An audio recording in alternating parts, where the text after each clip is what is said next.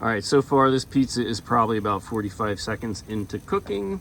I'm gonna give it another 30 seconds or so. What I'm really looking for right now is I'm checking this crust because I wanna rotate the pizza, but if I go to rotate it and this portion is not yet cooked, it's gonna stick to the bottom and it's gonna get ripped when I go to rotate it. But I can see that it's kind of getting that nice tar bake, so it's ready for a rotation.